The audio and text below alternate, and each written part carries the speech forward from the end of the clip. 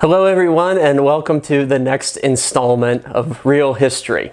I am Jared Frederick, your humble host, and I'm pleased to be with you today to talk about episode 3 of Band of Brothers. We have analyzed the first 2 episodes thus far.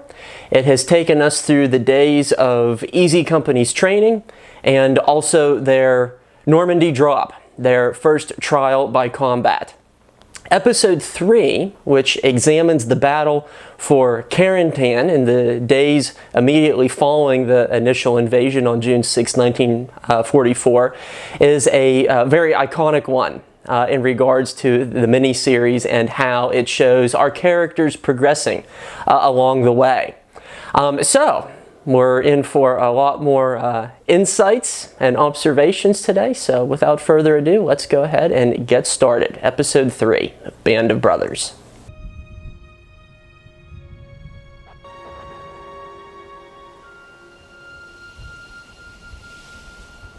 In these opening days after the invasion, I think this opening shot of Albert Blythe looking up to the sky really sets the scene for the audience, because there's a sense of bewilderment to his face. And indeed, many of these troopers still were bewildered 2 or 3 days after the fact.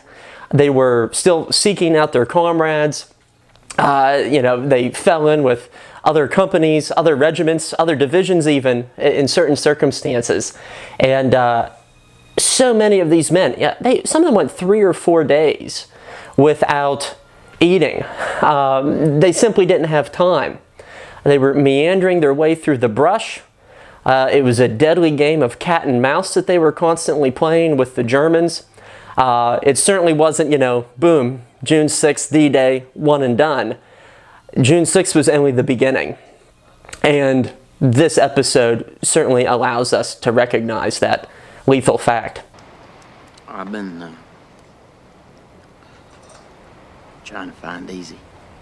Albert Blythe was from Philadelphia. The record suggests that he was a real go-getter. He quit high school to join the paratroops. Why exactly he has a southern accent is an interesting question to ask, when he should probably sound more like the likes of Bill Garnier as far as character dialect goes. Hey, Ted, get a load of this, Nice, huh? You like this? Oh, nice! That's a beauty, huh? As we saw with Malarkey's previous exploits in the last episode, souvenir hunting was a very prolific endeavor, and the capture of German flags, daggers, camouflage ponchos, these were highly desired relics, really, of the Normandy experience. We're taking Carentan. That sounds like fun. It's the only place where armor from Omaha and Utah Beach can link up and head inland.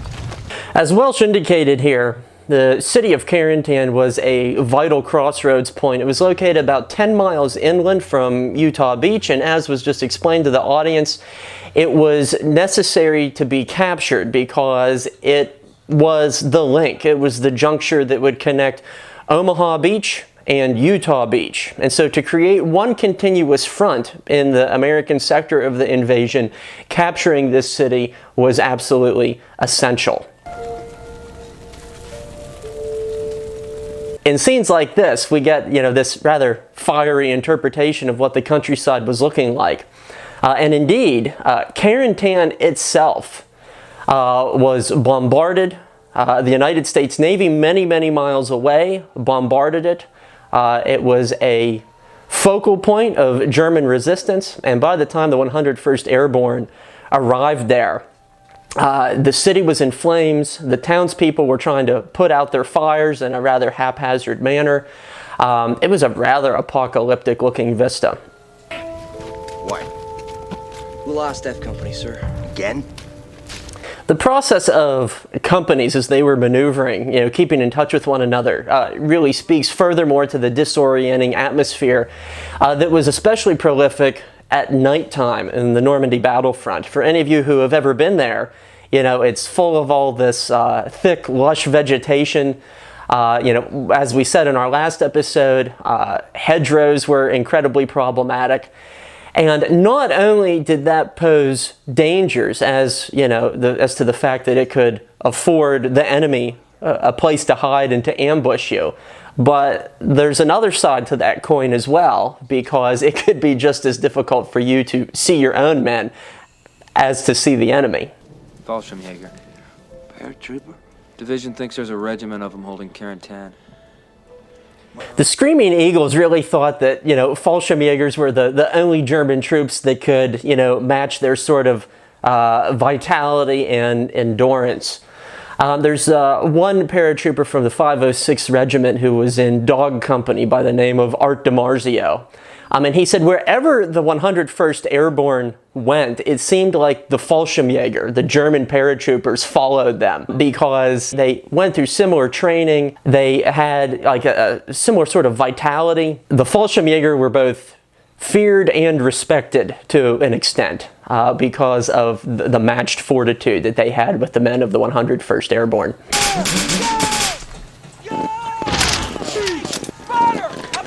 One of the significant problems with assaulting Carentan, as we get a sense of in this scene, is the fact that the surrounding terrain was almost completely flooded. The Germans had taken a page from the playbook of Napoleon Bonaparte with some of his battles close to a century and a half prior. It was in this marshy, boggy terrain, and for the most part, going from west to east as the division was moving, there was a single causeway, a single piece of elevated terrain and roadway for the division to move down, and this posed the probability of a tactical bottleneck. And as was the case, and as we see here, Dick Winters literally had to kick and shove some of his men to get going because the situation was so precarious.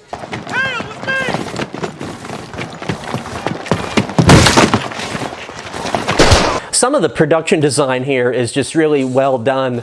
Some of the original Carentan buildings that still stand today are recreated to a T. There are other aspects of it that are condensed. In these scenes, you really kind of don't get a full sense of just how big a city Carentan is. I mean, it's full of thousands of people. In these scenes, it looks like a large village. Now, suffice it to say, the company couldn't recreate the whole town, as it were. But it's just an interesting point to note. This is a major city as far as Normandy communities go, at least in comparison to much smaller communes like Saint-Mary-Église.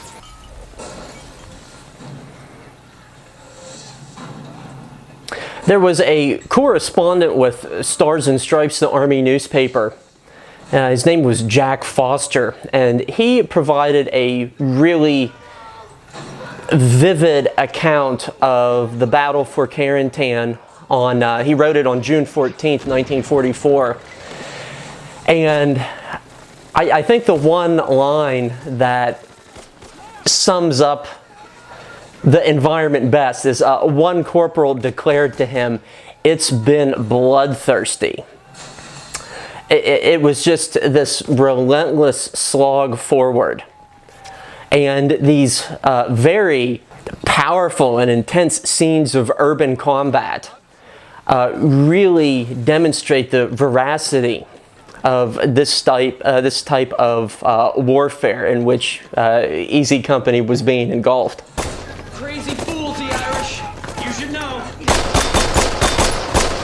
We see here Easy Company moving through what I presume to be the town square of Carentan, and you can tell that by these very distinct archways that are located there, because that building is still there to this very day. When I was there, it was in that vicinity. It was a location for a really good pizza shop, and so it speaks to the value, I think, of historical preservation in places like Carentan. These buildings are hundreds of years old. Some of them still bear the scars of battle, and it's an incredibly profound thing to walk through these streets, to trace the footsteps of these individuals and to contemplate the history that happened there all of these decades ago.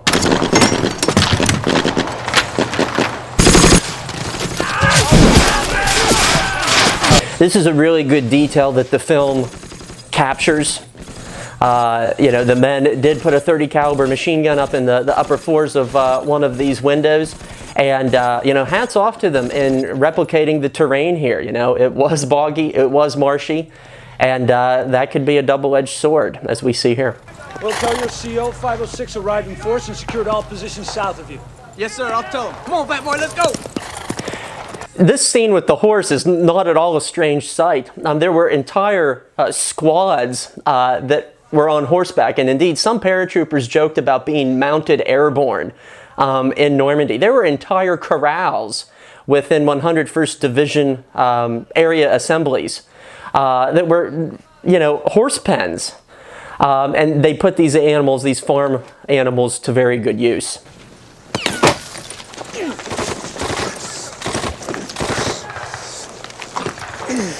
Winters was, in fact, shot, as we see depicted in this scene. A bullet ricochet pierced the tongue of his jump boot.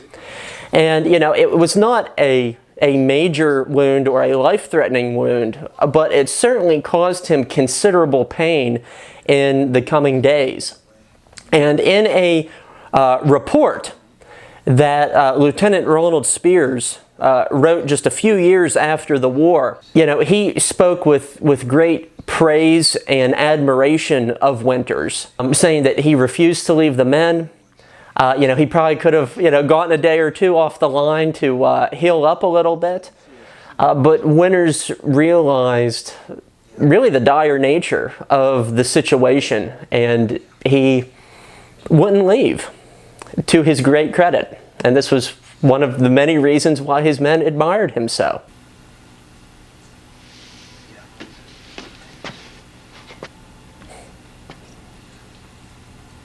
Sir, I'm okay. I think I'm okay. You know, at face value, this moment really seems like a theatrical liberty that paints Dick Winters as almost this Messiah-type figure in the film with healing powers. You know, he gives Blythe a slap on the arm, and all of a sudden he can see. Well, stay here a little longer. And, you know, it really kind of speaks to the idea of Winters as the father figure in the film. But, you know, in reality, this scene plays out exactly as how Dick Winters remembered it. And he describes this moment in his memoirs, which I would really recommend, entitled Beyond Band of Brothers. And this is how Winters himself rationalized this interaction. Full of it. He said, as soon as Blythe regained his vision, he immediately returned to duty. If you think about that for a minute, that boy had been paralyzed by fear, yet he had the guts and dedication to stick with his buddies in easy company. As soon as he relaxed and pulled himself together, he returned to the front rather than taking the easy way out with an evacuation. And so, you know, it really speaks to that sense of brotherhood that we see in Band of Brothers. As these individuals were going through emotional anguish, sometimes perhaps all they needed was a pat on the back, a sense of commitment, of reassurance, and undoubtedly, as Winters' words would suggest, this is what happens in regard to Albert Blythe. Out of town, Lieutenant? Already? That's right. Don't they know we're just getting settled here? You know you're taking your life in your own hands. You don't believe he really did it. Oh, you don't believe it? You didn't see it? I heard he didn't do it. Here we once again see this kind of mysterious figure on the periphery, the character of Ronald Spears. And I love how the film delves into the many myths and stories and scuttlebutt about him. We are never really actually told through the director's eyes what Ronald Spears did or did not do. It all circles around and among the men, among the ranks, as rumor and as innuendo. Stories that Ronald Spears had killed prisoners. What we do know for absolute certain is that Spears was an absolutely lethal and effective officer. As Dick Winters said, this is the most brutal man that I know, but sometimes you need a brutal man in combat. And as my t-shirt would suggest, Spears' reputation lives on to this very sort of colorful pop cultural legacy. We'll dwell on that more as his character rises in prominence as the series progresses. I'm saying that we're never in the middle, and we're the 5th of 9 companies of this regiment. See there? You see that?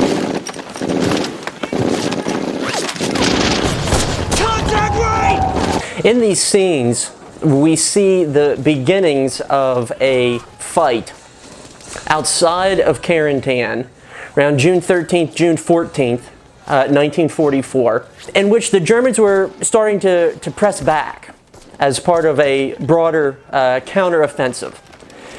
And really what this overarching counteroffensive was trying to achieve was to reverse Allied gains and possibly push back the Americans back to the sea from whence they came. This often devolved into this very sort of tedious, muddy, dangerous, and uncertain life in the foxholes. This was the daily existence of men in the front lines, moving from one hedgerow to another. In certain areas of the Allied advance, sometimes troops might only move a few dozen yards a day. So thick was the vegetation and the resistance. And so this was a point of great frustration among the men. And I think it's really in this scene, in the vicinity of Carentan, where a lot of that frustration begins to show amongst the characters.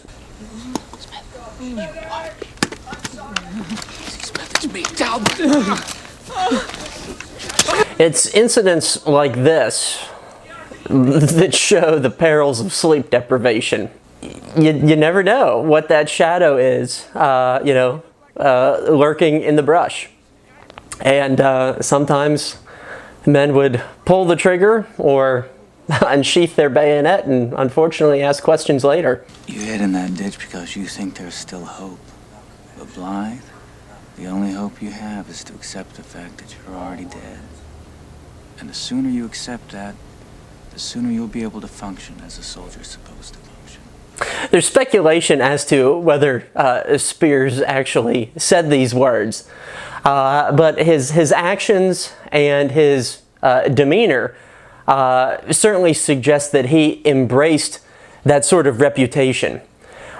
He molded the reputation of a killer, and he used that to his benefit as a leader. He was not worried by any of the rumors. He was not upset by any of the stories shared amongst his men, because it made him seem all the fiercer. And his men, in Dog Company, later in Easy Company, were willing to follow a fierce leader who sometimes demonstrated an air of invincibility. And so it's one of the iconic bits of dialogue from the series, and I think it really gets to the heart of the Ronald Spears myth. Get that OP in! Tell them to hold. I'm checking the lines. This places us on June 14th, 1944, and the action that we see here would become known as the Battle of Bloody Gulch. These companies of the 506 Parachute Infantry Regiment were located at the bottom of this ravine. As we can see here, the landscape sloped downward to their positions. They were dug in these various hedgerows and foxholes that they had constructed. And very true to form, what we see here is Dick Winters moving up and down the line. He is coordinating fire, he is checking on his men, he is offering encouragement. This is exactly what he did. Later on, Colonel Sink, the regimental commander, said that the success of withholding this German counterattack was in no small part thanks to Dick Winters' coolness under fire, his ability to assure his men, and to make sure that this defense was running as smoothly as possible. Sir, Dog and Fox are pulling back. What?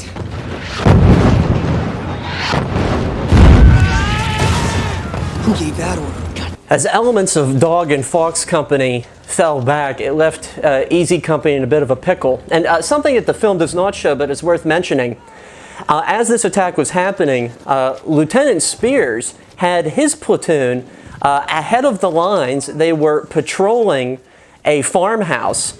They became surrounded, and Spears and his men were nearly annihilated in that moment, and they themselves were in a really fierce firefight as this action was happening simultaneously. Come on, Clyde! Stand up! Get up on your feet, soldier! And in this moment, too, we kind of see once again the magic touch of Dick Winters. But this is exactly what he was doing. He was, instilling confidence in his men, including when some of them were going through a rough time. As we see the mortars being used here, a fact that the series doesn't really dwell upon is that Bill Garnier, one of the main characters, was actually a mortarman. But we always see him toting the Tommy gun, thinking he's just your kind of average sergeant in the front lines. So that's something that the film doesn't dwell on too specifically. Keep firing! Stay low! Stay low! Keep firing for God! One of the difficulties that the Germans faced is that they had an inability to really lock into any of the American defenses here in this gulch. The Americans had a degree of flexibility. They shifted, troops as to, where they were needed most. And this, too, was in no small part due to the leadership of Dick Winters. As all else seemed lost, here was a guy who kept it all together. Well, hello, second armored.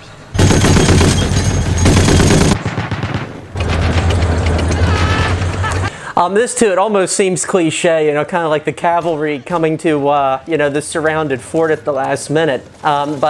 Indeed, the elements of the 2nd Armored Division had been diverted from the east. They arrived here just in the nick of time, and they had 60 tanks or armored vehicles, ranging from Shermans to various pieces of self-propelled artillery. 60 tanks. I mean, we see 4 or 5 here in this scene. It certainly captures the essence. But that is a lot of armor coming to the rescue. And indeed, these paratroopers were glad to see it.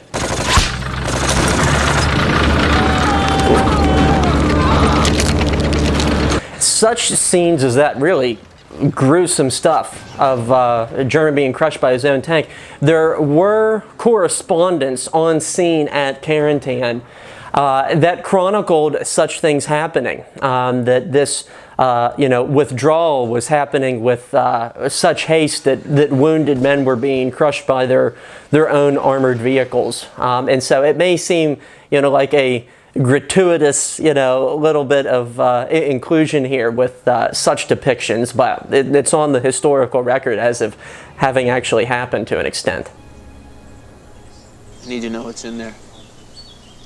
I don't know who. Need to take a look at that farmhouse. Who wants to go? I'll go. Anybody else? The patrol depicted here actually took place on June 20th, according to Dick Winters' memory. So the timing here is just a few days off. And it's one that Winters remembered quite well. Okay. Here we go again. Covering fire! This patrol was, in actuality, led by Bill Garnier. And according to Dick Winters, Blythe saw the sniper first, sitting in a tree. And this is where Blythe's memories from training jumped into play. When he saw the sniper, he yelled out "bang, bang," instead of actually taking cover and shooting at the marksman. And so Blythe yelling that out, that instinct from basic training, alerted the German sniper, and Blythe was shot through the collarbone as a result. General Taylor was pleased. That's why I came to France. Please, General Taylor.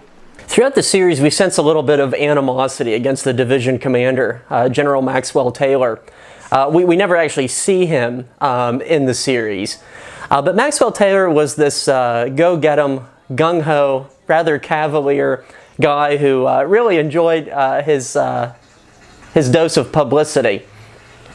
And he was always making these very bold claims that always became the butt of a lot of jokes of the men in the 101st Division. Hey, Hubert.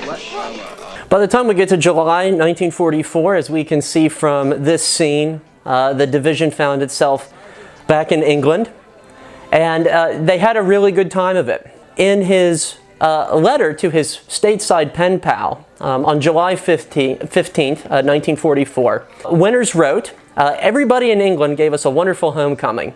They forgot all about being reserved and dignified and broke down.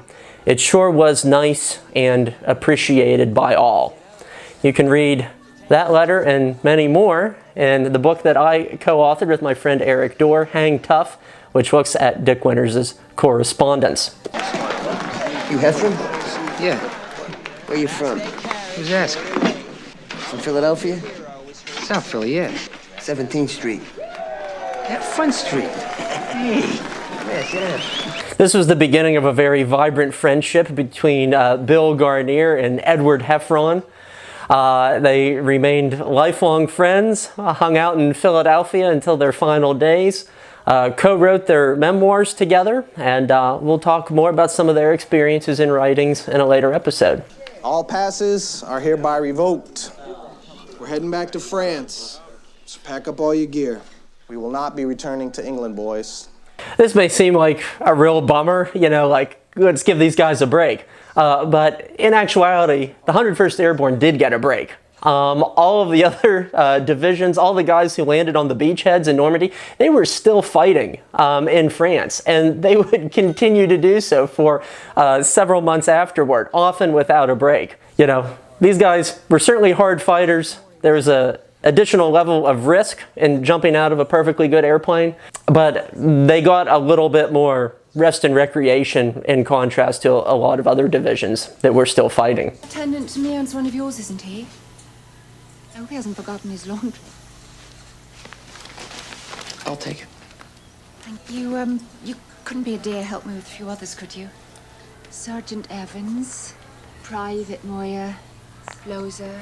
This is an incredibly powerful way to end this episode, because these bundles of uniforms become a tangible reminder of the human loss of the Normandy campaign. And there's a very poignant moment in the memoirs of David Webster, who returned to England with his outfit, and he remembered looking at a list of 231 men from his outfit who didn't come back. And as Webster was standing there and looking at the list of the fallen, he wondered how many more names would be added to that list before the war finally reached its conclusion. And this episode of Band of Brothers leaves us with similar considerations. What awaits the men of Easy Company next as they prepare to embark upon their second campaign? And in that next episode, we will be seeing what awaits these paratroopers as they make their second combat jump of the war, and they will be doing so in the occupied country of Holland. That's what we'll look at next time on Real History.